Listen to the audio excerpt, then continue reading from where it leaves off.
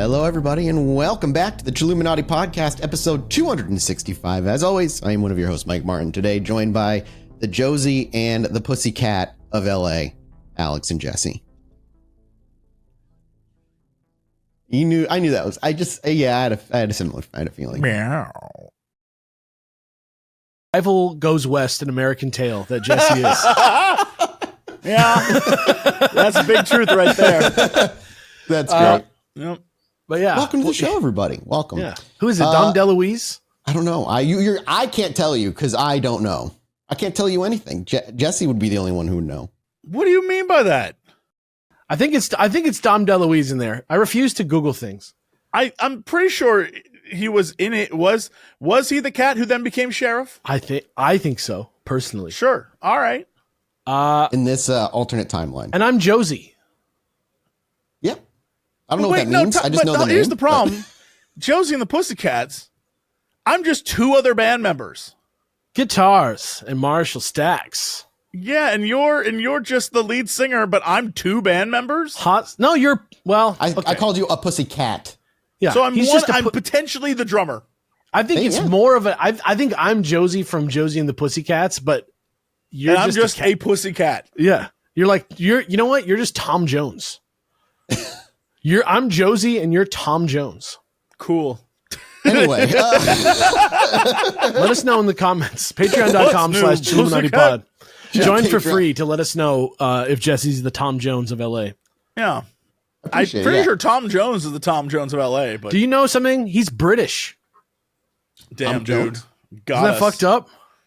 Is that fucked up? Isn't that messed up? Should he not be British? He just doesn't sound very British when he sings. Gotcha. That's all I'm saying. I want to say for the record, I don't know what people at home who are viewing this on the video version see, but I don't see Alex anymore. Me either. I see his arm and like his shoulder. This man has moved so far to the left. Is it widescreen or not? No, it hasn't been widescreen for me at all. It's been very like profile. It might be widescreen for the viewers. I see nothing. What do they see?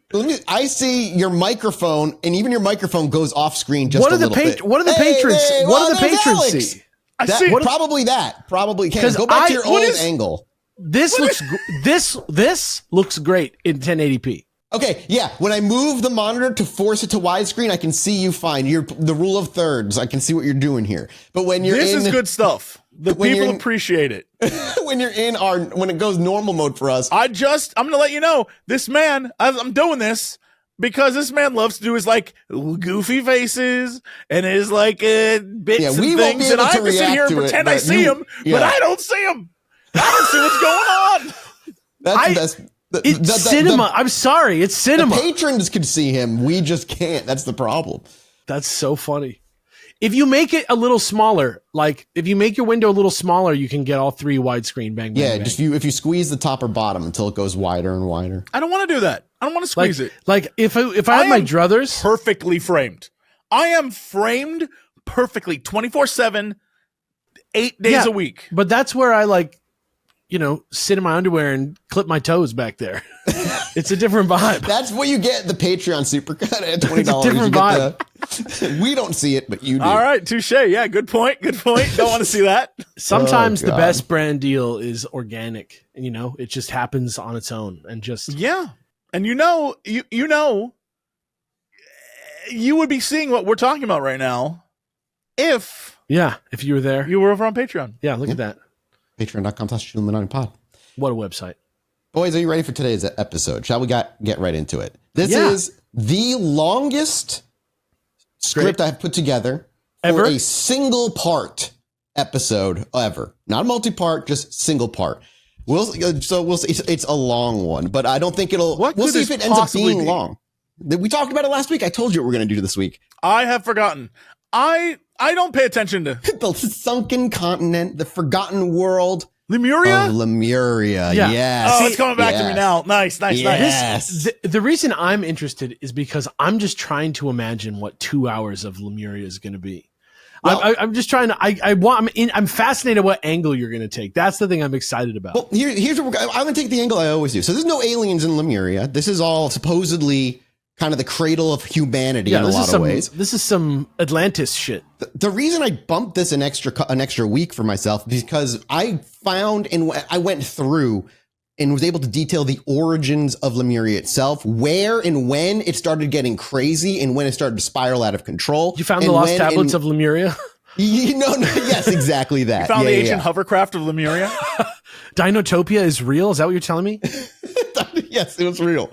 Yeah, but before Lemuria was like a land of ancient wisdom, spiritual giants, crystal-powered societies, all it was actually a desperate attempt to explain why certain fossils of tiny primates kept showing up in places that scientists said they shouldn't be, at least at the time. We're talking the very late 1880s around when this kind of all cropped up. It was what was just a zoologist's search for answers spiraled very quickly into the tale of the sunken continent, cosmic wisdom, magical nonsense that makes even Atlantis sound a little bit more sane with some of its explanations.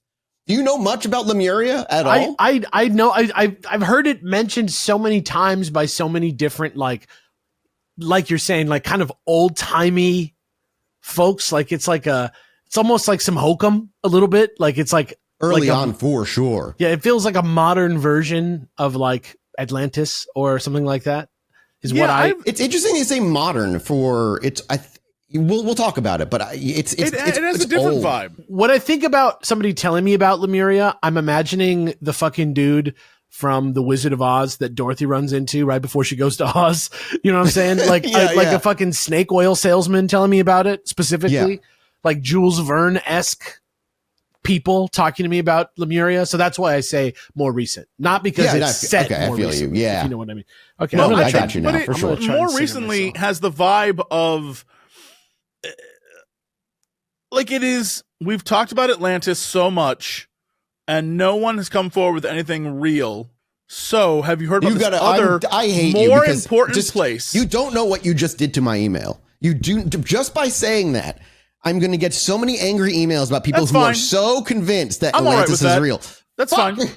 I'm okay with that. The thing is, though, I'm talking about like as someone who listened to Coast for years, who loved Coast to Coast, who really hasn't listened a lot lately, but used to listen to Coast all the time. One of the things they would do on that show is they would, for a long time, talk about Atlantis. And then as it became more and more outlandish and weird and more likely to be just a bunch of nonsense, suddenly Lemuria became a thing. And it was sort of a new age version of, well, Atlantis is not the real thing we should be talking about. Atlantis, they are right. It is stupid. The real thing is Lemuria. And that became a big thing to talk about, where it had this sort of new age vibe to it, because it was, instead of being, ancient and this city that was talked about by the Greeks, instead it is a city that has crystal power, and it is almost futuristic in its ideas of a society and that kind of thing, where it's more, like Alex was saying, something for today and more modern take on an ancient lost society is the vibe that I got from They're probably like socialist and shit, like, you know what I mean, like based on what values were popular at the time. It's definitely more modern than Atlantis in a lot of ways, and a lot of what you're talking about, Jesse, has its roots in the early 1900s, but really kind of spun out of control into weird nonsense in the 1970s is really kind of when it took off and like reintegrated into new age society. There's a point in time where Lemuria was kind of like not dead, but really just not really much interest in that society from about 1930s to the 1970s. And the 1970s kind of re-sparked its interest with more kind of just lore added on top of it. But we're going to start way at the beginning. We're really just going to go through Lemuria from its origins as a weird pseudoscientific explanation for fossils all the way to the spiritual giants who rule an ancient kingdom filled with technology our minds could not simply comprehend.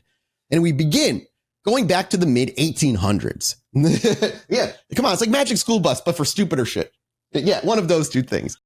Let me just shout out my sources at the very top here before I fucking forget, by the way. The main source for this is a book by the name of The Secret Doctrine, which is extremely important in the future. If you go, like I know that book, then you're a layer or two deeper in the occult than I think a lot of other people are out there. We're also going to be talking about Philip Sclater's 1864 paper on mammals of Madagascar and a bunch of new age nonsense as we go through, including moo theories and the books about moo written by James Churchward. There's a lot of just nonsense out there, and I'm about to fill your fucking mind. The secret doctrine is like one of those like theosophical kind of like psychical. That's where theosophists come from, my man. That's where the word theosophists come from. Yeah, like kind of like new age, like. Do you know who the author is? Oh, you will when you hear the name later. I'm going to bring it up. Don't worry. The last one I want to shout out as my source is a website by the name of bibliotecapleiades.net.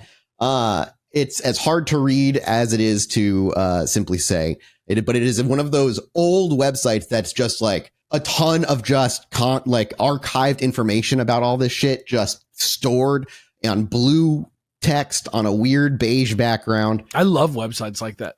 Little GIFs in the corner. Here, I'll show you. I'll just anybody go to Biblioteca Pleiades, Google it, put it in there. But boys, there's your one is like a rabbit with glitter flowers, and one's just like a static picture of a bouquet of flowers, but the flowers are like sparkling. Yeah. It says happy birthday for some reason. Yeah. Click on the goddamn link. The information's depot for the searcher. That's not even how you spell that. I mean, it is. I'm waiting for the information's depot for the searcher to start spinning. It's not going to, because it looks like a GeoCities spinning logo. And those links up top are going to take you all throughout, like where you can learn all kinds of useless information. But those are the sources. If you want to seek them out, please do. It's like a remote museum for like fringe topics. Yes. It's a very good way of putting it. From that Red Hot Chili Pepper song. It's like a database. Right. I'm from the Pleiades. Got a big database. Yeah. Hang on. I got to read this. My cat's at the vet. Hang on. I got to read this real quick, and then Dean can edit this out. Will Dean edit it out? We'll find out. No. You ready to hear me talk about my favorite pillow in the world that I've had for a long time now? That's cool. No matter where I lay my head, I don't have to flip it. I don't have to turn it. No matter where I am, it stays cool. Thank you to GhostBed for sponsoring today's video. Listen, GhostBed provides high quality and super comfy award-winning mattresses crafted in the US and Canada. And did you know that 60% of US adults report being too hot when they're trying to sleep? You've already heard my sweaty sleeping encounters. I just I always wanted a waterbed as a kid, but then I got older and I was like, a waterbed sounds dumb. So why don't I just sweat in my bed and I'll have best of both worlds? Guess what? That's not as comfortable as you may think it is. And that's why they design all of their products with cooling features, so you stay comfortable and to sleep at night like I do now. Pair any of their mattresses with GhostBed's award-winning adjustable base and you get the ultimate sleep experience.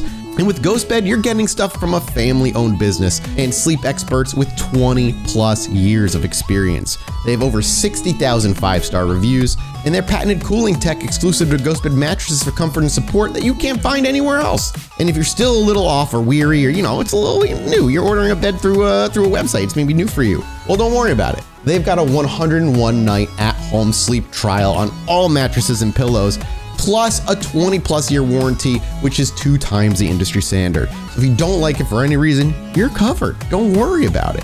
They have free shipping and returns on mattresses, and most of their products ship within 24 hours. And if you're not sure which ghost bed to get, just head on over to their website and take their mattress quiz. Answer a few questions about your sleeping style and preferences, and you'll get your personalized recommendation. You can also connect with their sleep experts over the phone, email, or even just live chat, and they're always happy to help. Mattress shopping should not be stressful, and GhostBed has helped more than 60,000 happy customers. And finally, our listeners get 50% off site-wide for a limited time. So definitely go check that out. Visit ghostbed.com/chill and use code CHILL at checkout. That's it. That's ghostbed.com/chill with code CHILL for 50% off site-wide. Thank you to GhostBed for sponsoring today's episode. No emergency surgery for my cat. Okay, anyway, here we go. So we're going to start in the mid-1800s. Back then, fossil hunters were making a lot of discoveries across the globe, like constantly. And one curious finding that kept throwing them off was what we would know as lemur fossils. These things, these small primates fucking were found. Zaboomafoo? Yes, from Zaboomafoo. Correct. Exactly that. These small prosimian primates specifically were found in Madagascar, India, and Sri Lanka, but notably absent from the mainland Africa or anywhere in the Middle East. And at the time, biogeography was like a puzzle. This was like a major puzzle in the scientific community. fossils were being unearthed that didn't make sense with their current understanding of how animals were distributed across the globe, because this was all pre-continental drift. They had no idea about continental drift yet. So they were kind of trying to fill in the holes as to how these lands were all connected with sunken pieces of land bridges and all kinds of other explanations, trying to make sense as to why fossils were being found, on separate continents separated by a huge ocean. Do lemurs have thumbs? Is that what it is? I don't know. I bet you that's what it is, because they probably seem a little bit more like little tiny people because of that. Well, they were just they were showing up in areas, like I said, India, Madagascar, Sri Lanka, but that to them, that means they should have also been showing up in Africa and the Middle East because of their landmass theory or whatever, but they couldn't figure it out. Right. In 1864, British zoologist Philip Lutley Sclater, who was primarily focused, I know, it's a fucking mouthful, his primary focus was on ornithology, but he was so fascinated by biogeography that he published a paper titled Mammals of Madagascar, one of the sources, in the Quarterly Journal of Science back in the 1860s. In this paper, he posited that Madagascar's unique mammalism fauna, particularly these lemurs, could be explained by a sunken landmass that had once connected Madagascar to India. And with the creativity of what I would consider, any scientist, he named this land, what else but Lemuria, because he found lemurs everywhere. So Lemuria. So Lemuria is just named after fucking lemurs? Yes, sir. That is Zabumafu is the same as Lemuria? I get, in a weird way, yes, correct. Did they know they were lemurs? Yes, they knew they knew they were lemurs, and that these were animals, and they just couldn't figure out why they were where they were distributed on the land masses at the time. His hypothesis was entirely about explaining the fossil distribution of lemurs. This thing, just to clarify, like Sclater wasn't talking about any ancient civilization or even humans at all when he brought up Lemuria. This was literally specifically him trying to put a hypothesis forward to explain the distribution of lemur fossils. That's all it was at the beginning. He wasn't making things up for fun. He wasn't grappling with a serious puzzle that other scientists may have noticed as well. Madagascar as an island had been isolated for so long that it developed a kind of different ecosystem.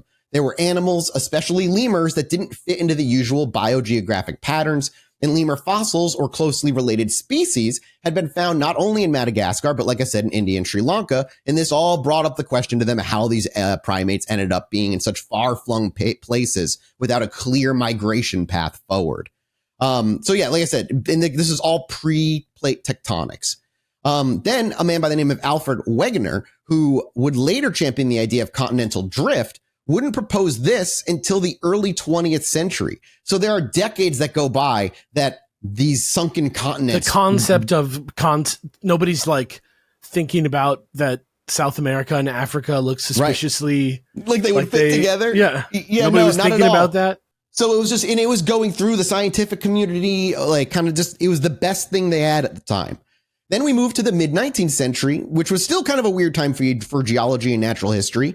But continental drift had been proposed in the early 20th century, but in Sclater's time, it was still decades away. Like I said, this is why all the shit kind of popped up.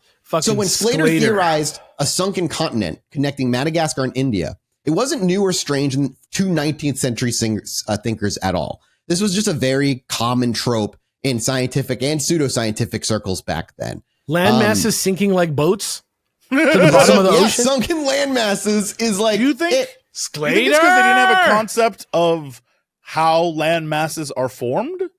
Or did they know and they just assumed, they just fall into the ocean all the time? I don't think they understood how land masses were formed yet. I think that's the plate tectonics is when they start to understand, when they kind of crush together. That's when land gets pushed upward, and that's how you get islands and shit. Right. So that didn't, I don't think they at all thought. So in their mind, an island sat on the water and then would sink. And then it would just go down. And that's what everything was doing. Or maybe oceans rose and that like kind of sunk the island, maybe I guess if you're thinking at baseline that all land is floating on the ocean, the idea of it sinking makes a lot more sense. Do you know what I mean? Yeah. At that point, anything's possible because they are basically boats. And you're not diving, like no one's how could we know? Deep diving. How could we know? Right. No, they're not. They can't. Right. So you can see the land a little bit, but you're not going out deep into the ocean where it's dark and then swimming down to the point where you can see that the land is still connected going all the way down. You're just like, you're in the 1860s, dude. Water. Yeah, you're like on a boat, a wooden boat sailing across the sea for 2 months, and you're just like looking at land. It's like, they just must float on the water. That's just what they fucking do. This is all basically just me to say, like, this during this time, this wasn't like a bizarre or weird theory. This is just very common. And it's just because specifically of the lemurs being in Madagascar, like nowhere else. So for a brief time, Sclater's theory actually gained some traction. The geological community found the idea of submerged continents plausible. And in the late 1800s, a man by the name of Ernst Haeckel, a German biologist. Why are there so many Klingons involved in this? Hey, it's German. How dare you? Oh, right. Ernst Haeckel, a German biologist and early Darwinist, even endorsed Lemuria. Lemuria might have faded into obscurity had it not been for him actually endorsing it in the late 1880s. This gave it just a bit more life to it. He was a huge fan of Darwin's theory of evolution and used the idea of Lemuria to begin to explain how humans had evolved. And it's through Haeckel that we start to see some of the more lore of Lemuria start to bubble up. He proposed that Lemuria was possibly the birthplace of humanity itself. And that is what this man put forward. He imagined just to make it, just to spice it up a little. Yeah, like because he had some shall we say racist views of evolution back in the day, and you don't say, mixed with pseudoscience as well. And this is what he used to theorize why Lemuria was maybe the cradle of humanity. He imagined that racism and pseudoscience, that'll never come back and bite us in the ass. Oh, God, no. This was only back in the 1800s. He imagined that proto-humans, our earliest ancestors, had lived on Lemuria and then spread out across the globe. He even went so far as to suggest that Lemuria could have been the cradle of the human race, proposing that an ancient population of ape men, quote unquote, lived there before the landmass sank. It's important to note that his theories, though, like I said, were steeped in racial pseudoscience, like just completely. We're not going to go into the details of that shit. Is it because they were finding skeletons of people that were like, boy, this seems pretty old, and it was in places where you wouldn't think there would be people? They have to have come from somewhere else. Like there's, I don't. Yeah, he basically, this old skeleton from Africa. That does not. I like that. Aren't all men ape men? Yes, correct. Yeah, but like so he was a Darwinist at the time, but got to keep if you cut me, do I not bleed? They're trying to remember this. They're trying the quote unquote missing link, right? Like trying to figure out where we got to where we were at that time. And so Haeckel took the opportunity to grab onto Lemuria as a genuine scientific hypothesis, and he used Lemuria to fill in his blanks of his evolutionary theory, which at the time had a fuck ton of gaps in it. They were just still very much trying to figure it out. And without fossil evidence for early human ancestors at the time, Haeckel's imagination and the concept of a sunken land seemed like just a logical extension of Darwinism to him. And this was how humans got brought into the land of Lemuria as just an idea. Unfortunately for Slater and fans of Lost Continents as a whole, Lemuria as a scientific idea didn't last much longer.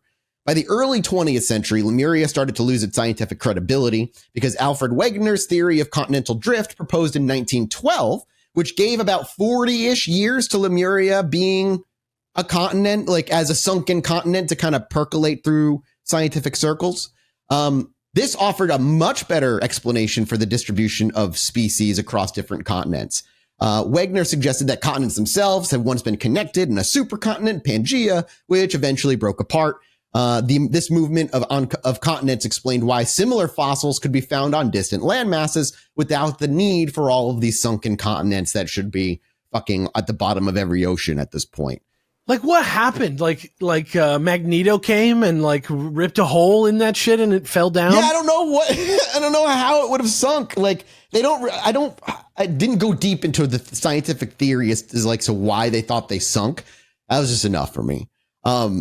And once plate tectonics and continental drift became widely accepted by mid-20th century, the idea of Lemuria as a real place vanished from serious scientific discourse fucking entirely. However, by then, it was already too late, and the name Lemuria had been picked up by occultists and mystics alike, and one person in particular would give rise to the mysticism and the lore around the supernatural version of Lemuria that we know today. A woman by the name of Madame Blavatsky. Do you know Madame Blavatsky, Alex? Yeah, that's what I said earlier. That was my guess. It's just one of those names that you recognize because I used to go to the psychical research and you absolutely would have come across her. Occult religion section of the LA Library. If you are in Los Angeles and you want to have a good time, go to the Central Library downtown. The downtown is kind of not what you would expect in Los Angeles if you're not from Los Angeles. But that library has so many books just like this. And Blavatsky is one of those things that you always see and that people are always talking about. I haven't really delved into it myself. I'm not really a true believer or anything, but it's some interesting stuff. I will one day do an episode on her book, The Secret Doctrine.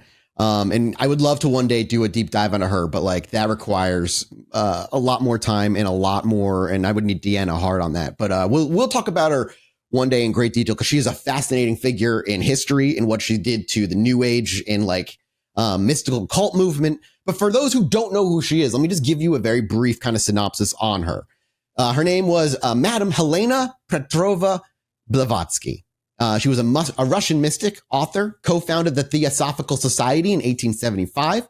She was born in 1831 in what is now Ukraine, and she led a life shrouded in essentially mystery, filled with claims of spiritual enlightenment, travels to the furthest corner of the world, and encounters with the hidden masters of ancient wisdom. And the hidden masters alone are such a fascinating part of her life, which we can't dive into right now.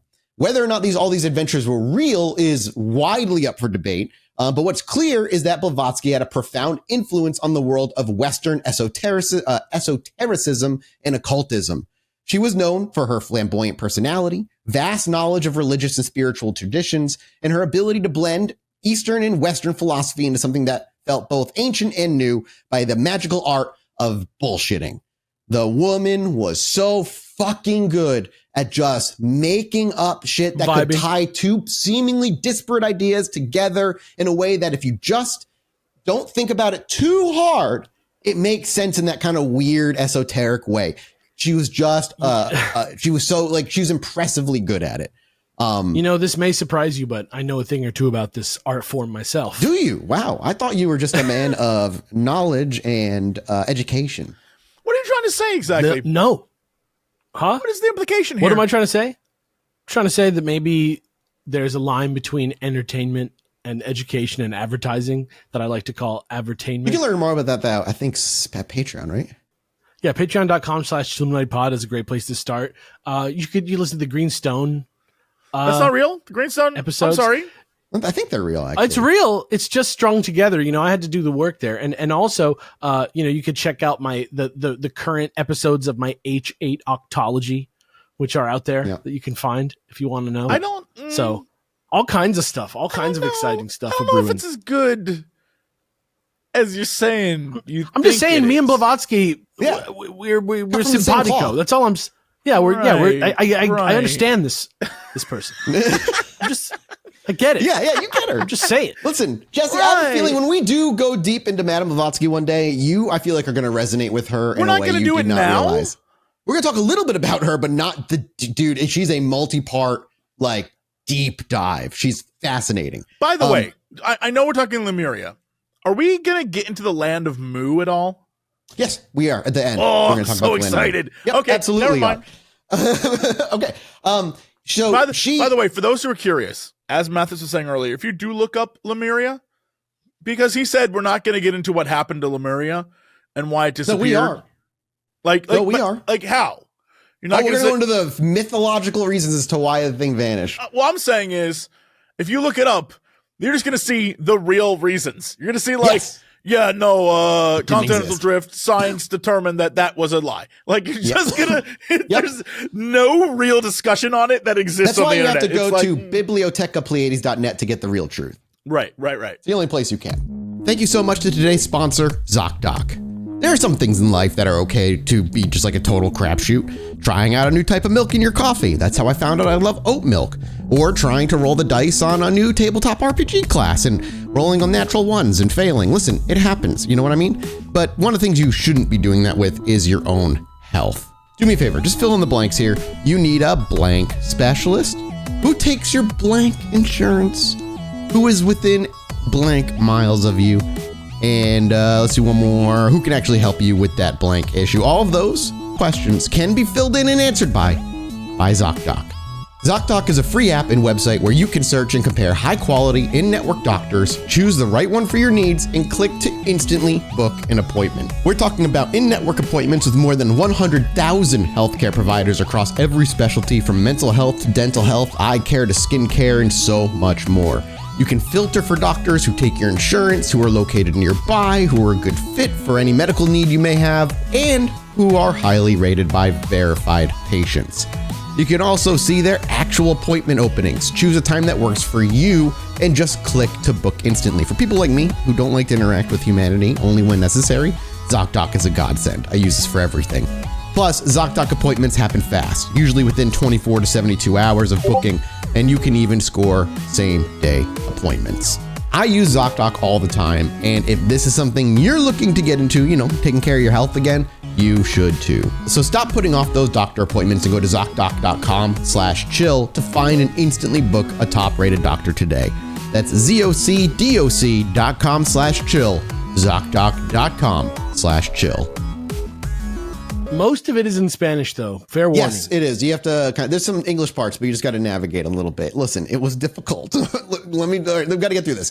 So yeah, in the late 19th century, she really was huge in igniting the modern occult movement by promoting the idea that all world religions shared a common root of ancient spiritual truth, and it was up to the enlightened few to uncover it. And she's often credited as one of the early figures to popularize concepts like karma, reincarnation, and spiritual evolution out in the West, though she mixed them with a hefty dose of her own interpretation. Blavatsky and her followers believed in the existence of secret knowledge, which could only be passed down by the masters, accessible only to those who were spiritually awakened, and that humanity was part of a grand cosmic plan directed by beings, higher beings. And all of this is the secret doctrine. Is basically her giant, it's a dense 2-volume book that attempts to explain the origins of the universe, the evolution of humanity, and the hidden spiritual truths that she claimed underlie all religions across the world from the beginning of time. The book draws heavily on Eastern philosophies like Hinduism and Buddhism, Western esotericism, ancient mythologies from all over the world, and brings it all fucking together to create a vast mystical framework of our understanding of the cosmos that only the most enlightened could truly understand. Don't forget to breathe. There you go. Thank you. You're in there. My heart started going, and I felt like I might actually be take a hit of your piece. Yeah, I just felt like I was ascending in the moment. I just thought I was going to go. But get your head right. Here's a mega simplified, super basic rundown of some of the key ideas of the secret doctrine. And this one day I will tackle this one day fully. First, you have to know the secret doctrine introduces the idea of the root races. Humanity evolves through a series of 7 root races. Each race represents a step in spiritual evolution, and these races existed on now lost continents like Lemuria and Atlantis. Is this fucking Xenoblade Chronicles? What's going on here? It might be. It might be. Wait, just based on what you actually, I think you're going to say it. All right, you may be about to tell us.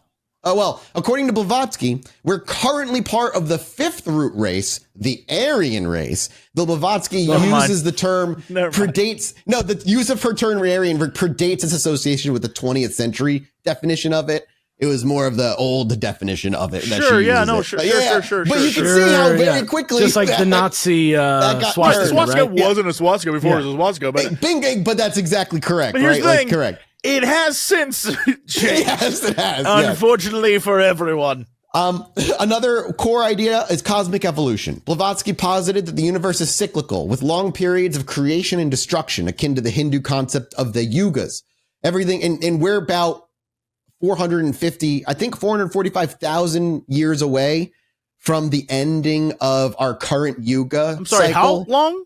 445,000 years. Oh God, I thought I'd have to worry about that. Yeah, well, you might. Maybe we'll figure out immortality before we die. It's just a funny. That's sentence. when we're gonna have to do it. Yeah. Everything is. Yeah, I know. Yeah. Before we die, we'll live forever. Everything is. If we don't do that, we might not figure it out. Right. Well, we might. Yeah. You know what? You're actually very correct. To her, everything is part of a cosmic plan and spiritual building, not buildings. They could live in spiritual buildings. Spiritual beings, which she called Mahatmas or ascended masters, are there guiding humanity's progress. And then there's the esoteric knowledge that Blavatsky believed that the wisdom of the ancients had been lost or hidden over time, but it could be accessed through spiritual enlightenment and esoteric study, and the Theosophical Society aimed to recover and spread this esoteric knowledge. That's like the basic core 3 ideas of the book, The Secret Doctrine. Do we know what came before the Aryans in this? I'm really worried that we're going to find out like the lowest level, it's not going to be like comforting, like whatever you are imagining. I'm sure it's not going to be great. First root race is known as this is how we all started. This is how we all started, according to her. According to just Blavatsky, this has nothing really to do with Lemuria. But like the ancestor of ancestors. Yes, we go through this these. Is the lowest form of humanity. Yes. So each root race, according to her writings, the 7 root races that are on Earth, each root race is divided into 7 sub-races. Only 5 root races have appeared so far. The 6th is expected to emerge in the 28th century.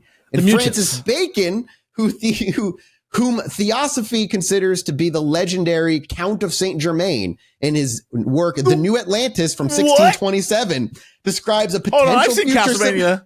I've seen the Netflix show Castlevania. You telling me Count Saint Germain is Sir Francis Bacon in that show? He describes a potential future civilization which lives on a land called Ben Salam. But anyway, Ben Salami? Ben Salam, or Ben Salem. I don't know how you would say Ben Salami is it. a great deli, like Ben down the Salami, street. yeah, it's like on 2nd Street. Great deli. I'm going over the root races real quick. There's the first root race, the Polarians. They're the first root race was ethereal. That means they were composed of etheric matter. They were ethereal. They were a concept of a race. I don't have a race. I just have a concept of a race. Yeah.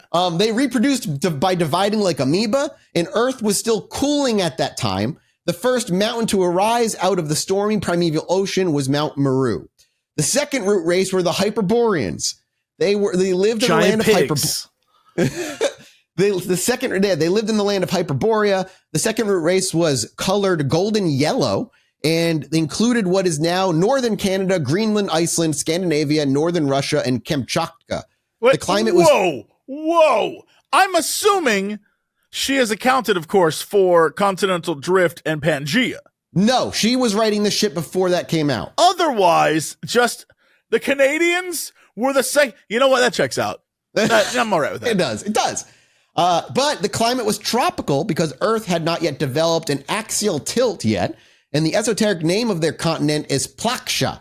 They called themselves Kimpershas, and they reproduced by budding like a plant or laying eggs. The third root race. Why did you say it like that? I don't know if they had a choice or it's just how they laying some eggs. The third root race were the Lemuria. Whoa! Time out. Yep. I will say, if you want the inside scoop on this, go watch the Super Mario Brothers movie from the 90s where they lay eggs. They lizard people lay eggs. That's true. They are Hyperboreans. Yeah. They literally are, I think. Yeah, that's pretty much. Soft disclosure. Oh, shit. The third root race were the Lemurians. These lived in Lemuria. Obviously, we'll be talking much more about them, so I'm going to leave that alone.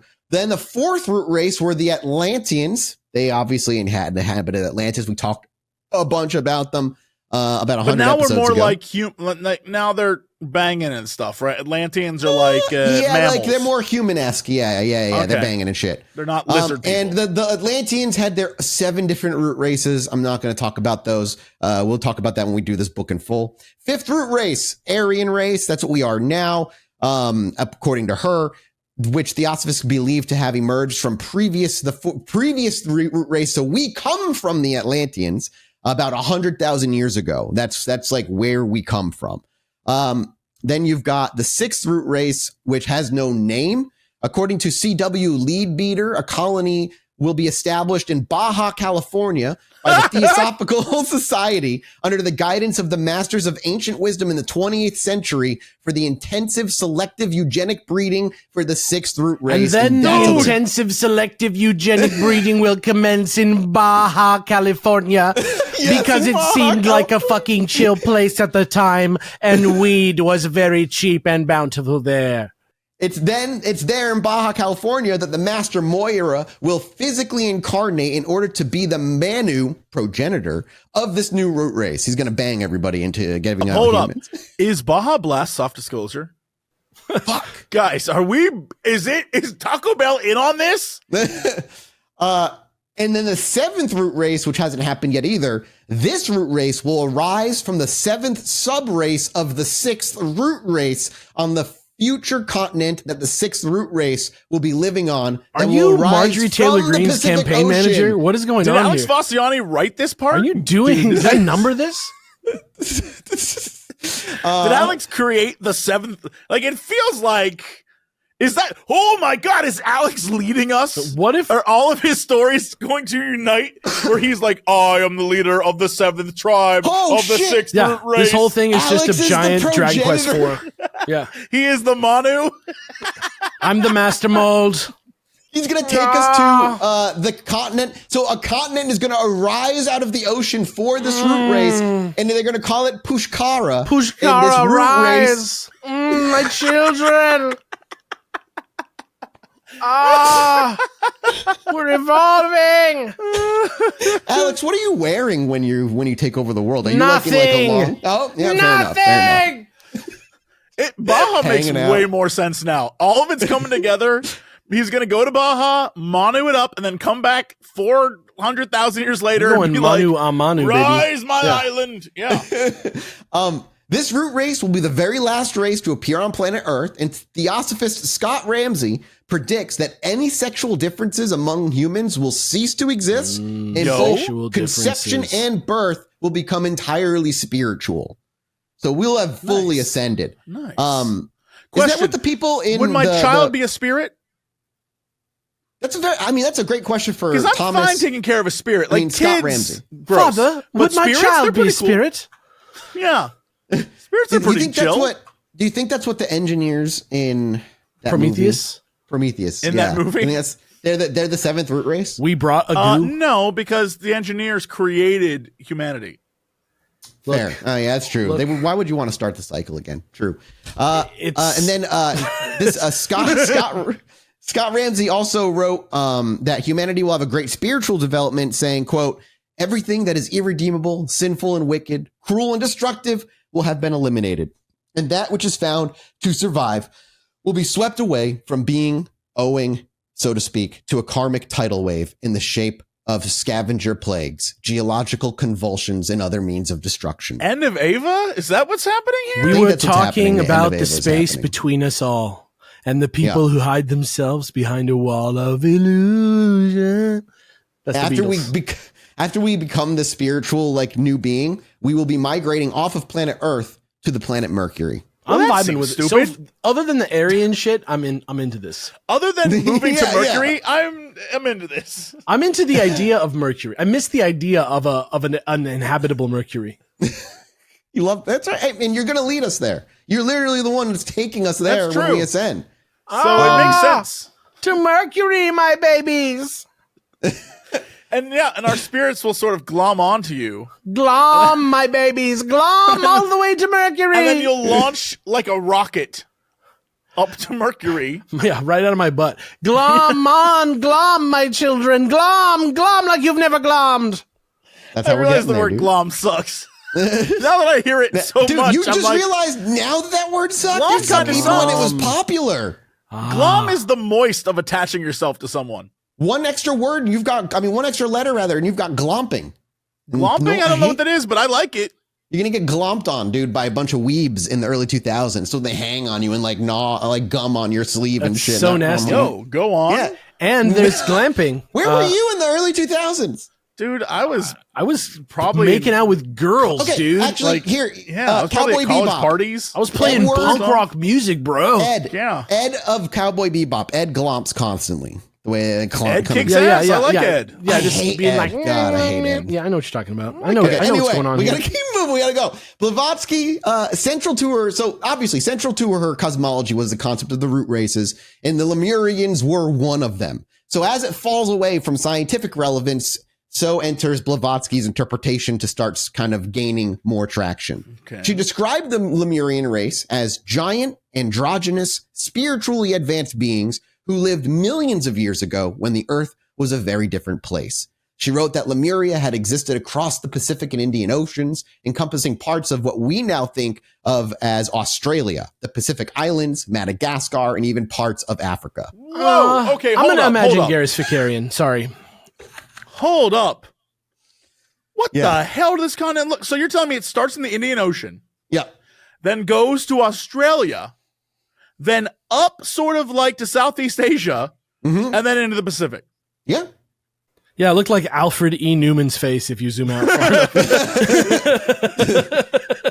That's why it was able to have huge civilizations just disappear, because there was so much land that was like connecting it all. It sounds like the opposite. That's like so it was crazy. To her, there was Lemuria wasn't a simple land bridge. It was now the cradle of spiritual humanity, where the first truly sentient, intelligent beings lived. But so this place was huge. Wouldn't some of Southeast Asia and Australia still be considered land from that, or did it come later? I need you to, Jesse, is understand that reality is from the perspective of the person experiencing it. And while you look at a map and say that seems impossible, us who have opened our third eye can see reality for what it is, as malleable. History's written by the stoners, my man. Vibes, sounds like alternate facts. I don't know that I like it. That's the best kind, because they're customizable to your needs. Right. We can change them up when needed. It's easy. Yeah. Which again goes to how reality is merely perceived by the one experiencing and can be whatever you want to be. We'll get to it when we talk about the secret doctrine one day. Yeah, just blowing fucking people's minds. So according to Blavatsky, Lemurians started as that androgynous beings, both male and female, and reproduced through egg laying.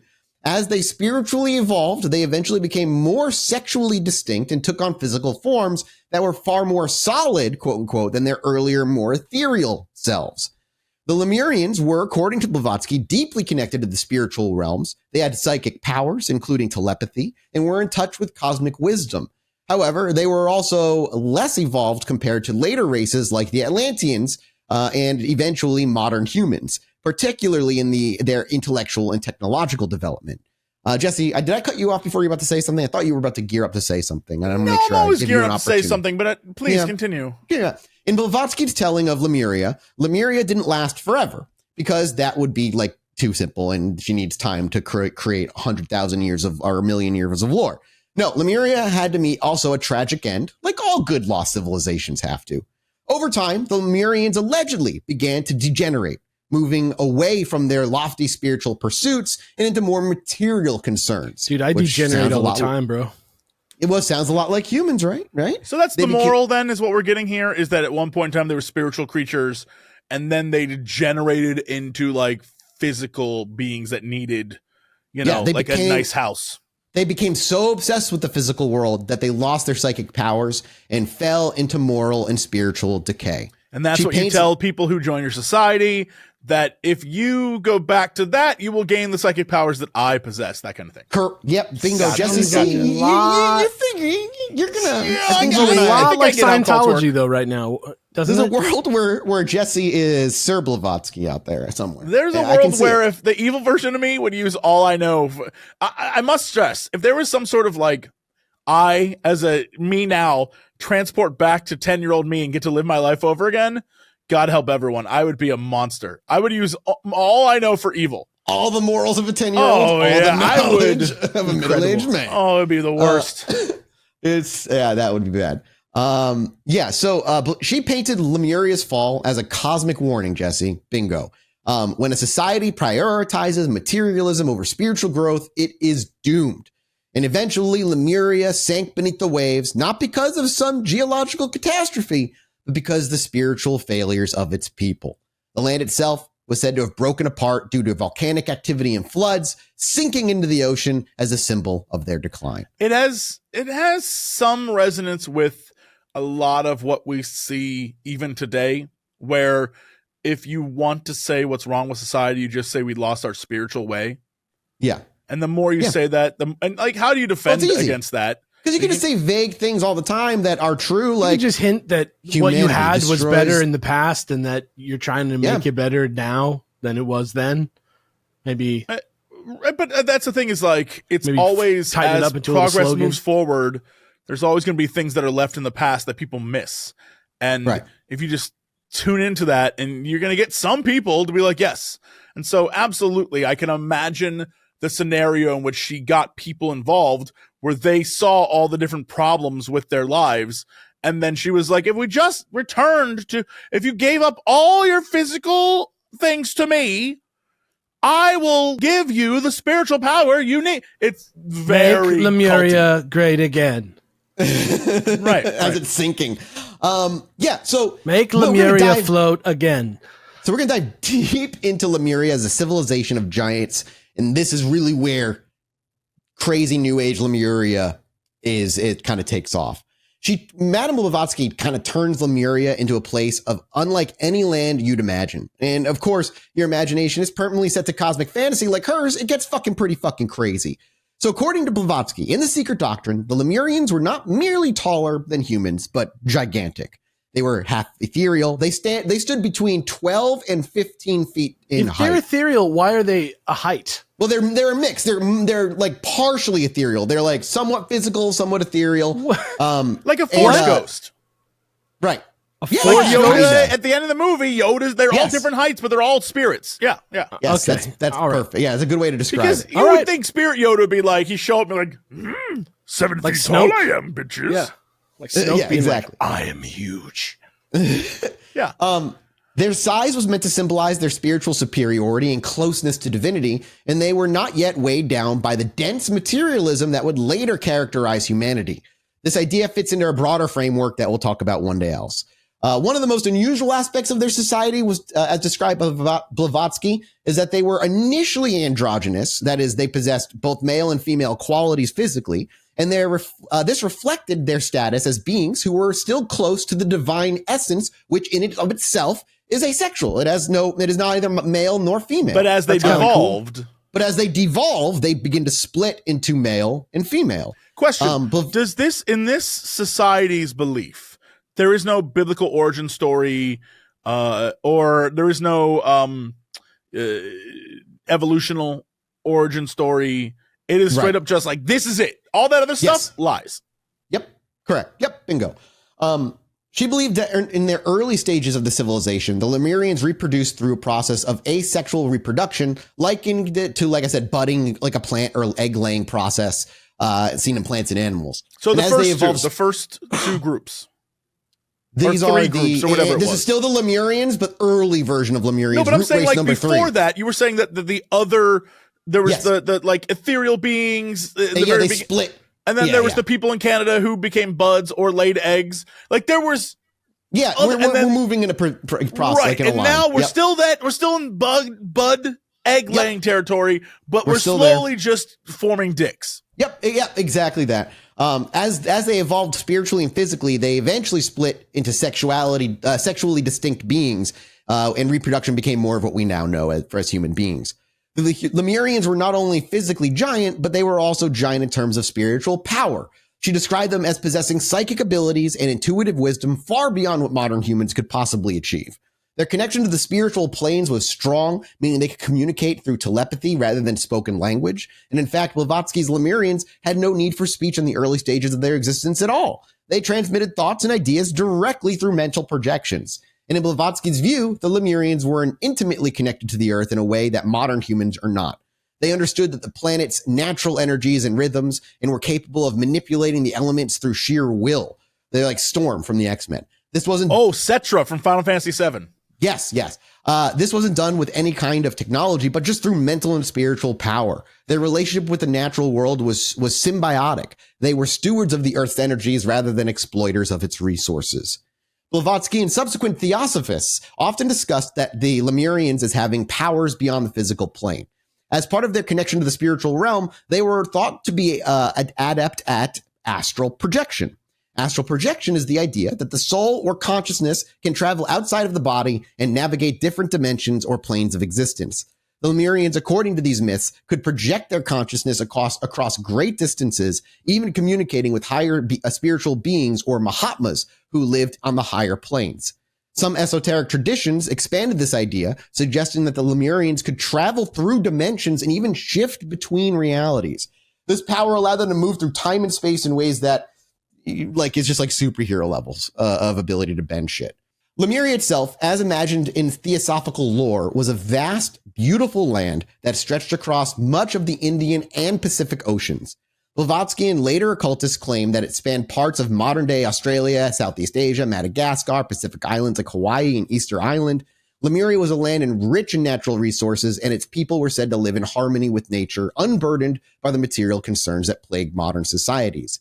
Although Blavatsky didn't provide extensive details on the architecture or everyday life of the Lemurians, later theosophists, people of her teachings, and occultists built upon her ideas, describing Lemurian cities as being vast and grand, though not in the technological sense. Instead of using physical tools, the Lemurians supposedly constructed their cities using psychic forces, with buildings that were often described as crystal-like structures that radiated spiritual energy. So all those crystal shops. Yeah. Yeah. Oh, it's like crystal shops, but you just make them building size and everybody's fucking peace and love and everywhere and just mostly naked, I imagine. I'm going to imagine Destiny. Okay. I haven't played much of Destiny. So I'm going to picture the dreaming city of Destiny. How about that? Okay. If you know, that sounds nice. That's where I'm going in my head. Okay. Some accounts, influenced by Blavatsky's teaching, describe Lemuria as a place where everything was in harmony with nature. Their cities weren't built to dominate the landscape, but rather to exist in perfect balance with the natural world.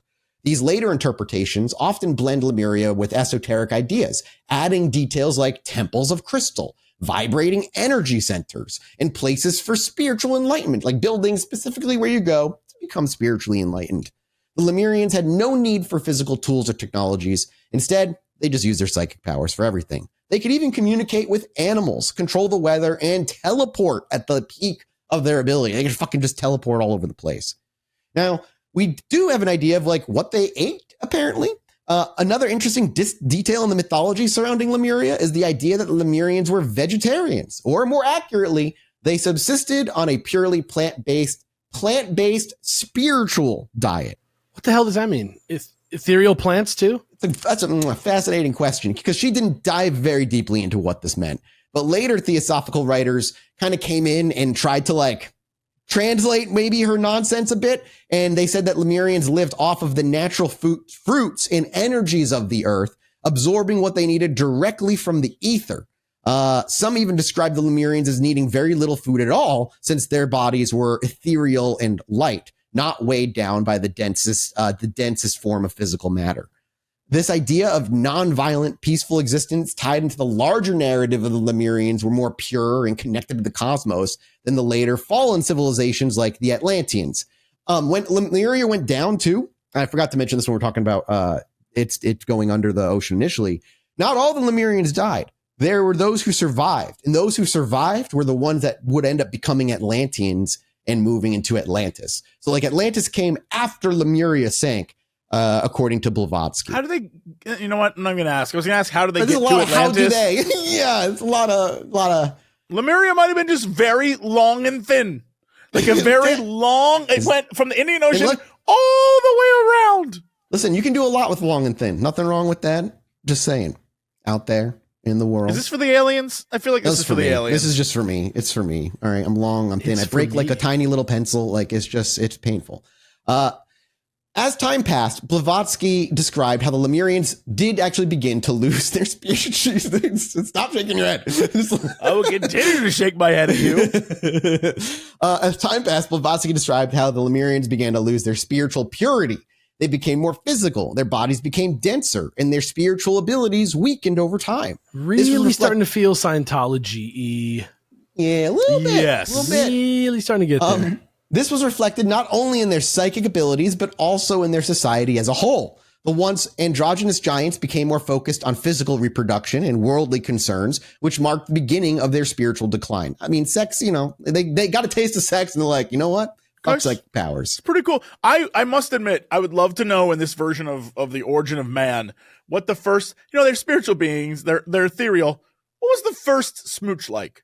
The first time any of these people had sex, where they were like, first smooch. Were they just like grossed out? Like, what's the vibe here? Yeah. I probably would have How do they know they wanted to do that too? Did someone fall on top of the other and then it they're like, whoa, that's new. Like, what was the vibe? You got peanut butter in my chocolate. Yeah, exactly. Just like peanut butter cups. Yeah. This shift in their nature also led to changes in how they interacted with the world around them. No longer able to simply project their will onto others or onto nature, the Lemurians had developed more physical tools and methods for building and survival. Their telepathic powers it was like a never-ending cycle of their powers weakening, and they began to rely more on tools and then verbal language, and their decline is portrayed as both a biological and spiritual descent into materialism. Teaching that lesson, like you said, Jesse, at the very beginning is like, was this all about material? Yeah, right. Exactly that. For Blavatsky, the Lemurians were more than just a lost race, though. They were a crucial step in the evolution of humanity's spiritual journey as a whole to the seventh root race. She believed that each root race represented a new phase in the cosmic development of the human spirit, and with Lemurians serving as the bridge between purely spiritual beings and of the first root races and the more material humans of the later root races. So in other words, Lemurians symbolized a point at which they became both, because Lemurians were kind of both to begin with, and then they slowly became the physical. They're like the missing link of the root races connecting the spiritual and the physical versions of themselves. This idea of Lemurians as giants wasn't just about their height, like I said, their spiritual stature. And as they began to condense physically and became shorter, so too did their spiritual stature, and no longer were they able to reach the cosmic highs and talk to Mahatmas and all these other things that we're able to do. Now, we talked a little bit about the downfall physically of what happened to their society. Just as described by Madame Blavatsky, this was not just a simple geological event, as we said. It was earthquakes. It was floods. It was about the spiritual degradation of the Lemurian people. To Blavatsky, civilizations like Lemuria fell because of the degeneration. And at the heart of Lemuria's fall was a spiritual descent.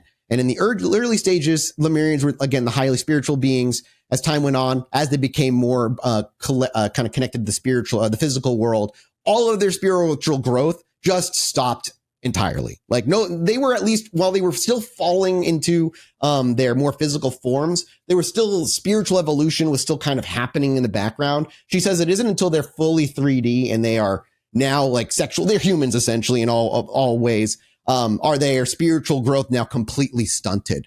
And it isn't until the Atlanteans also will fall that gives way to our root race, which is the ones who are reconnecting with the spiritual world and ending this physical reliance and hopefully moving back into the higher echelons of higher spirit forms. Get it? Got it. Easy as pie, dude.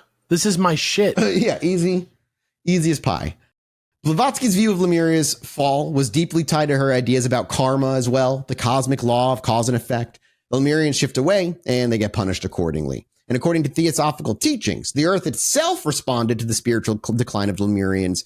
Blavatsky suggested that those natural disasters that eventually destroyed them were not random geological events, but events that were born specifically out of the earth for rejecting what they did. This is the plot of a Final Fantasy game.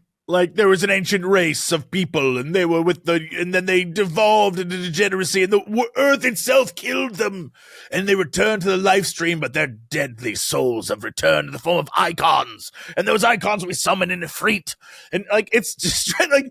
It's also the plot of Final Fantasy VI, basically. This is one, yeah. And the last bit of it is, of course, the trifecta volcanoes also were a huge part of they erupted and just fucking separated the land. All that shit just all came together to sink Lemuria over time. Not all of the Lemurians were said to have perished, like I said earlier. Blavatsky suggested that some of them survived by migrating to other lands where they would later evolve into the Atlanteans, the fourth root race. This migration marked a new chapter in this cosmic story of humans' evolution. Some occultists went further, suggesting that Lemuria survivors eventually became the ancestors of certain indigenous people in places like India, Australia, Africa, and so on, though these claims have been obviously discredited by actual science, proving way more troubling than helpful, as their pseudo-racial aspects are kind of racist in origin. And they transform into what is the Atlanteans. And as much as I'd love to go into that, we talked about Atlantis in a 2-episode part. If you want more Atlantis, feel free to go back and like that's what they become. So you can go back and listen to that. We all know Atlantis, like at least in some respect from some pop story that you've heard. Yeah. Be it MCU or whatever, even Disney. Yeah. Milo. In some versions of the story, Lemurian survivors are said to reside in Mount Shasta in Northern California. No mountain shit. That's become a hotspot for New Age and occult beliefs. Dude, let's go to Mount Shasta. Legends, according to these legends, the Lemurians live in massive underground cities, still wielding their ancient knowledge and psychic powers, waiting for the right moment to reemerge and guide humanity back to spiritual enlightenment. Like, just casually hanging out underground. I actually know a place that does some pretty good breakfast sausage out over by Mount Shasta. Can we do a Chilluminati trip, but we just invite fans and you guys can go look at the mountain and eat sausages, and I'll be at the camp doing a little cult smooching watching with porn, everyone. We'll get my tent. Yeah, we'll get my tent and we'll be in order to experience transcendence, you got to kiss me or something. Wouldn't that be fun? That's wielding authority. I think that'll get you canceled then, Jesse, and then I have to I believe that is called transcendence. And I will be seen as a future leader into the next phase of human evolution. Sure. That's probably what you guys eat your sausages and climb your mountains. Under the influence of certain drugs. Yeah, I will expand minds and smooch lips. What is wrong with that? What is wrong? If there's some sausage around and it's available, you want me to grab it for you? No, yeah. Actually, I'd probably get hungry with all that smooching going on. Yeah. It builds up a powerful hunger in you. Right. I'm no fool. Of course I want the sausage. Yeah. So, and if you're out there listening to this and being like, wait, I think I have powers and this sounds right. Well, there are theories out there that there is modern humans that carry Lemurian DNA and are still when walking you go to around with it now. They have what was I about to say? Nathandrol? I don't know. Yeah. Nathandrol? Nathaniel Richards? Oh, boy. Neanderthals is what he's getting at, everybody. That's what I meant to say, yeah. But Nathandrol sounds like a character, again, from a Final Fantasy who definitely was Lemurian. After Madame Blavatsky passed from this earth, Lemuria became a favorite topic in New Age circles, and the myth just continued to evolve on its own from there. During the 20th century, writers and mystics expanded on the story of Lemuria, adding layers of alien intervention, advanced technologies, cosmic mysteries. Lemuria became a land of everything, kind of like Atlantis did. And in the 1930s, a man by the name of James Churchward published a series of books about a similar lost continent that he called Mu, which he claimed was the true birthplace of humanity. Mu was basically just them rebranding Lemuria. That's really what Mu ends up being at the end. He just kind of took the MU in the middle of Lemuria and was like... It's like an apocalypse cult that just kind of the day passes so they come up with another day kind of vibes. There's also a South American element to it. I don't know if it's Incan or Mayan. There's something going on there where they went there, found information... And again, like you're saying, we're just the M, the U, Mu. Yeah, that checks out. It's very silly. It is. Mu, other than being a rebranding, they also had a dash more of sci-fi flair in there. They really spice it up and make it a little more exciting. He claimed, Churchward claimed that Mu existed in the Pacific Ocean and had been home to a highly advanced civilization before it too sank beneath the waves. According to Churchward, Mu's people possessed technologies far beyond our understanding, including devices that could harness the power of Earth itself. Sound familiar that the people in Lemuria could do the same damn thing with their brains? Yeah. As the decades went on, Lemuria and Mu became a central element in ancient astronaut theories. Some proponents of these ideas suggested that Lemurians weren't just spiritually advanced, they were in contact with or even descended from aliens. Lemuria in these versions of the myth was part of a broader galactic network of civilizations, and its downfall is tied to the cosmic conflicts. And really, if you want more about this, is the episode we did about the 12 alien races and shit. It goes in that direction. We're not going to fucking talk about it. If you want to know how far it goes I believe crazy. The Queen of Mu escaped its destruction and ended up in Egypt as the goddess Isis. Yes, correct. Yes. So... Yes. That's how this goes. If you're curious. That's exactly how that goes, dude. That's your yes. And then there's the version. I love Moo. It's wacky. We could probably do an own episode on Moo. Moo is used a lot in video games. I don't know, Lemuria not so much, and not so much like Atlantis sometimes, but Moo for some reason is used a lot. It's in like Falcom games and shit. It's even in the concept is in Chrono Trigger. That's straight. One of the characters is called Moo, and then the Kingdom of Zeal is like a Moo-based society. That's right. It's very so many places are basically Moo in JRPGs. Then there's the other version of Lemuria, where Atlantis didn't come after Lemuria, but Lemuria and Atlantis coexisted at the same time. And in some versions of this myth, the Lemurians and Atlanteans not only coexisted, but with Atlantis rising to power as Lemuria was declining at the same time. And depending on who you fucking ask, the two civilizations might have even gone to war with each other, with their conflict being the big contributing factor to both of their downfalls. And they basically sunk each other. You know what? I like that. That's fun. Yes. I actually knew about that version before the other versions, hilariously. Atlantis tends to get a lot of the attention in pop culture, but Lemuria has its own dedicated fan base out there in the New Age and esoteric communities, where Atlantis is seen as a place of technological wonders and Lemuria is seen as the opposite, spiritual utopia. The two, one crashes while the other rises. Every Final Fantasy game? Literally every Final Fantasy game, spirituality versus modernity? Are you kidding me? Let's go. Yeah, and it was technology versus like that, and they go to war with each other. But at this time, what is technology? Just like fucking steam engines Space and shit? Like sci-fi tech with a little bit of magic involved, like spiritual nonsense.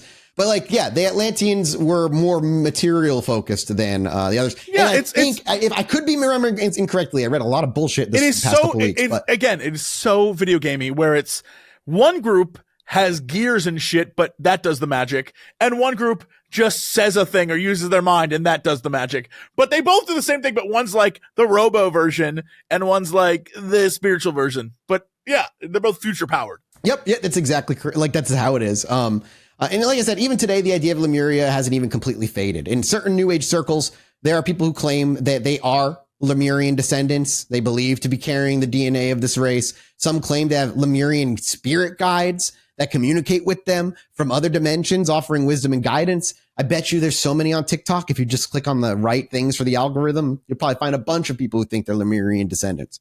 It's the ultimate evolution of Blavatsky's original vision, a lost continent, spiritual evolution, and hidden knowledge. And even though Lemuria sank beneath the ocean, the story didn't end with total extinction. Like I said, Blavatsky and later Theosophists believed that not all Lemurians perished during the cataclysm. Instead, a portion of the population survived and migrated across the world. These survivors, while still retaining some of their spiritual knowledge, began to evolve physically and spiritually into a new race of beings, the Atlanteans, who then became the fourth root race. In the Theosophical system, Lemuria's survivors were thought to have migrated westward, finding refuge on the new landmass that would become Atlantis. And Atlantis, as Blavatsky described, was a more advanced society than Lemuria, though still tied to many of the same themes of spiritual evolution and moral corruption. The survivors of Lemuria brought with them some of their psychic abilities, though they were already beginning to lose those as it became more material and intellectually focused. That's the other part too, when we talk about it. The idea of the secret doctrine in Blavatsky is to let go and stop being so mind and intellectually focused and be more intuitive and spiritually guided. Let go of your intelligence and be guided by reality, as malleable and unknowable as it is. That's really beautiful. I think so too. I think I got to give Jesse a second. His brain is currently made rebooting. No, it's just like, if we cut through all the bullshit, it's just so scammy, because it's this, again, it's just using people who are like going through some stuff to make a buck. We'll talk about her one day, but yes, especially after she dies and people take over her shit. Yeah. Atlantis, though, just like Lemuria did, would eventually fall victim to the same moral decay and material excess that led to their downfall, sinking Atlantis beneath the ocean, just as Lemuria had been submerged before it. Another thread in the story of Lemuria survivors involves the idea that some Lemurians didn't even migrate to Atlantis, but instead settled in other parts of the world, becoming the ancestors of various indigenous people, like I said. But those goes in, like I said, racial nonsense. There is a spiritual legacy that the Lemurians leave behind. Beyond physical migration, the idea that Lemurian survivors passed down their spiritual knowledge has been central to the later expansion of this myth. According to Blavatsky and her followers, the spiritual wisdom of Lemuria didn't die with the continent, but was preserved through secret teachings passed down through the ages by esoteric societies. These teachings were said to survive in ancient texts and oral traditions, accessible only to those who were spiritually advanced enough to understand them. Some occult traditions suggest that the ancient Lemurian knowledge was encoded in religious and spiritual systems around the world. For example, certain mystical practices in Hinduism, Buddhism, and Final Fantasy VI, Fantasy VI are sometimes linked, without evidence, mind you, to the supposed remnants of Lemurian wisdom. Yoga, meditation, and other practices are often portrayed as ways to reconnect with the higher spiritual abilities that the Lemurians once possessed, thus giving you access to the ancient Lemurian knowledge that has been lost to time. This has the exact same vibe. Every so often on this show, we cover something along the lines of like, look, we're just not seeing the big picture, but this insert random, either native or like ancient society or whatever, they knew what was up. And it has this big vibe of like white dudes who didn't do a lot of reading, but it seemed pretty cool, and they heard about it once, and they're like, "Whoa!" They looked out in the ocean. Neat. They had too much money and power, and they just thought they were try confident. to explain it like, "Well, like the Indian guys, they figured it out because they got like all sorts of cool stuff over there. They're karma. That seems pretty neat. Like, what's that about?" And they just like take it. They got spices, dude. Or like when we talk about Native Americans, and it's like they have suddenly magic in some people. It's like, what? What are you talking about? It's that vibe of just like taking another culture and being like, oh no, that's better than ours because of X, Y, and Z and some sort of spirituality that they assigned to it that makes it like they understood the world better. And it isn't from a place of, it's like fetishism. Yes, that's the word I'm looking for. We did it with Hawaii. Yeah. We did it with Hawaii hardcore. Yeah. Yeah. Oh God. Yeah, absolutely. Another way they would get some of this information is actually out at Mount Shasta. There's a supposed in Mount Shasta, an underground, like huge city. So you gotta say Shasta. Shasta. Sorry. Mount Shasta. Mount Shasta. Like Shasta, the cola or whatever the. Yeah. Fair enough. I don't Shasta drink soda Falls. very much, so. But either way, this volcano in California, is associated with mystical and esoteric beliefs, and the idea that Lemurians live in secret caverns beneath it first emerged in the early 20th century, particularly following the writings of Frederick Spencer Oliver, who claimed in his 1894 book, A Dweller on Two Planets, that survivors of Lemuria had found refuge inside this mountain. And according to this legend, the Lemurians built an advanced underground city after their continent sank. There, they supposedly lived in harmony, retaining their psychic abilities and spiritual knowledge, untouched by the materialism of the surface world. And some versions of this myth suggest that the Lemurians beneath Mount Shasta are waiting for the right moment to come back out and guide, like I said before, guide everybody to higher consciousness. And this, you can also go there, and some believers have claimed to have seen Lemurian beings or received telepathic messages about this locked away Lemurian knowledge directly to them as they are over by Mount Shasta. So they're described, for those who saw them, tall, glowing beings that still possess spiritual power and wisdom. They're just tall and they're glowing. So it's still giant. They glow. And that's another way you can get some of this ancient Lemurian knowledge. The sausages are served at 6:30 a.m. onwards, right at the crack of dawn. So you guys can get them, and then I'll be done with my weird, positive sex cult way before you get back. And then I'll just eat those sausages. Yeah, no, all right, cool. Another way are the Lemurian seed crystals. Now, according to this lore here, these crystals contain the encoded wisdom of the Lemurian people. And some like the one that gave Superman. Yes, correct. Some believe that these crystals were deliberately left behind by the Lemurians as a way to preserve their knowledge of future generations. Maybe that was like a imprint, like a psychic imprint in the movie Superman, reminding us how to use Lemurian technology. Right. Yeah. You know what I'm saying? It's off disclosure. You're right. Yeah. Lemurian seed crystals are said to hold a vibrational energy that can help spiritually inclined individuals awaken their psychic abilities and connect with the higher dimensions that Lemurians once accessed. It's like being force sensitive and downloading all the Jedi knowledge from a crystal, kind of like a holocron, but they're not crystals. They're other things. Crons. But, you know, they're I think they're like a crystal, right? They're like a crystal in a box. Yeah, I don't know shit about a little crawny. Yeah. I don't know anything about shit. And lastly, the last way you can get the information about Lemuria are through their ascended masters. Some traditions expand the story of Lemuria to include the idea of these Lemurian ascended masters, beings who have moved beyond the cycle of death and rebirth and now exist on a higher spiritual plane. And this belief ties into Theosophy's concept of the Mahatmas from Blavatsky, or the spiritual adepts, in other words, who are said to guide humanity's evolution from behind the scenes. The ascended master teachings, a later offshoot of Theosophy popularized in the early 20th century, include Lemurians as some of these enlightened beings in this framework, and Lemurian survivors are not physically living underground, but exist in a spirit dimension where they act as the guides safely from there. And people who follow their teachings believe that the Lemurians can still be contacted through prayer, meditation. They're like teleconferencing? Kind of, yeah, a little bit. Like a COVID therapy session? Kind of, yeah, a little bit COVID. Yeah, exactly that. And so that's like, if you want, like, you can get direct knowledge from these ascended masters if you can spiritually ascend enough to make contact with them via meditation, prayer, and spiritually attuning yourself. And that's like, and this is kind of where like Moo comes in, and like Moo sweeps in from James Churchward, as we talked about. He says a little bit about Moo before we wrap this up. Like I said, this is kind of a long episode. Churchward said that Moo was home to 64 million people in a technologically advanced society that had spread its knowledge and influence worldwide before being destroyed in its own cataclysm. And he based a ton of his research on what he claimed were ancient tablets that he had deciphered in India and Central America, though there's zero evidence to support an ounce of those tablets existing. He probably read The Secret. He just literally like copied the Mormons. Yeah, he became, and like, remember when we talked about, I think it was the dude who was like the serial killer who sliced his dick a bunch. Remember his dad was like a preacher, but he was an offshoot of Christianity, but his own version of it. Fish? And he found his followers. I know, I tried to forget about that. No, not Fish. Yeah. The artist guy. Oh, the long time ago guy who sliced his dick. Yeah, we talked about him a long time ago guy. Yeah, no, not Albert Fish.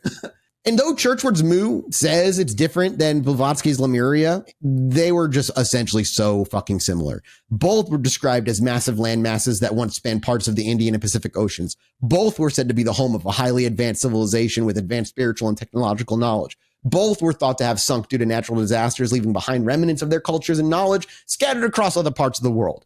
Churchward's Moo is repackaged Lemuria.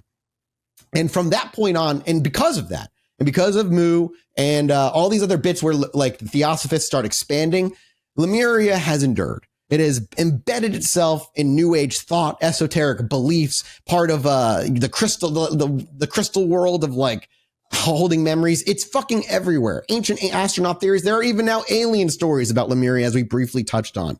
But Lemuria, at the beginning, was nothing more than an attempt from an early scientist to describe why these lemur bones fossils were in a place that made no sense.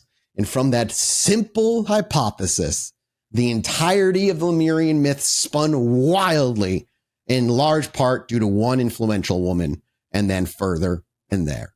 And that is where we will leave the lost continent of Lemuria. When are we gonna actually tackle the deep dive, my dude? You want Blavatsky? I can get working on it. It's gonna take me some time. It's gonna be a long one, but I'll get working immediately. I just was curious when. I would say I like that type of person very much, if you know what I mean. I think early 2025. I don't think I'll be able to get it done before 2024. I'll have forgotten most of it anyway, so that's perfect. Yeah. And Lemuria won't be it'll be a part of her story, but that is not what I want to go over. Like the Secret Doctrine will probably be an episode in of itself, which will then lead into a multi-parter about Madame Blavatsky herself. I've read a lot. Like I've learned a lot about her over the many years, but she's fascinating. But that's where we'll leave it. Thank you all so much for watching, boys. I hope you know more about Lemuria than most people. And same goes for you, audience. It just charms me. Like it's like a type of story we don't get that much anymore, and it makes me feel good, because if you think back to the what's the one that we were looking at, the TikTok one from like the walls beyond the lands beyond the ice walls, it's of very Earth. much the same like vibe. It's like the same genre of thing as that. And something about that that type of hopeful thinking, or whatever you want to call it, is just like a very magical thinking. Yeah, it's like watching like a giallo movie. It's like a very, very dank and unique type of like meme lore culture paranormal thing. You know what I mean? Thinking about it now, like this, I think before we tackle Madame Blavatsky, I need to do chaos magic. Because she is so inherently tied to chaos magic, and the way she operates is so directly tied, which is all from what the fuck's his name? Begins with an A. Oh fuck. What's his Crowley? Name? Crowley, Aleister Crowley, which is another guy I can't wait to talk about one day. But like the way Blavatsky operates is essentially chaos magic without calling it chaos magic. And I'll leave it at that. So you know what? The other thing I wanted to do, so chaos magic we'll get to work on first. I also want to do the fucking gateway tapes. I want to start working on the gateway tapes as well. Look at this little trailer we're getting right now. What's happening here? I've got so many other things in the background, but Lemuria ended up being, because it just went down. I'm like, I can't do Lemuria the myth without just like going all the way back to the origin, because it's so imperative to understanding how Lemuria came into existence in the first place. So thank you all so much for being here. Thank you all so much for listening. We're off to do a mini-sode over at patreon.com/ChilluminatiPod. We appreciate you. We love you all. Bye-bye. Bye. Hello, everybody. Welcome back to the Chilluminati podcast. As always, I'm one of your hosts, Mike Martin, joined by I don't know who they are. There's two. What? Terrence Hill and Bud Spencer. No. Neo and Trinity. No. I don't understand, and I probably never will. Let me just tell you right now that there's two Leon Kennedy and Claire Redfield. I'm telling you, I think he literally just looked up famous duos. Cheech and Chong. And has just been going through the list ever since. I'm trying to dig deep. Which one of you is Dick Powell? Me? Your name's Jesse Cox. I want Chilluminati. I want my I want Chilluminati. I want my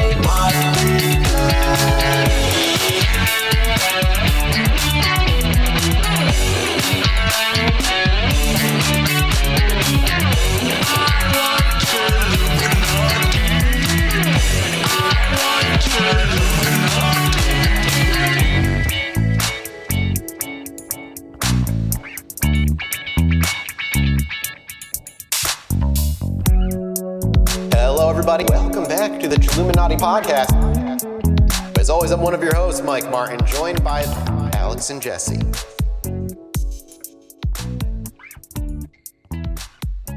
Like a shooting star across the sky that's actually a UFO.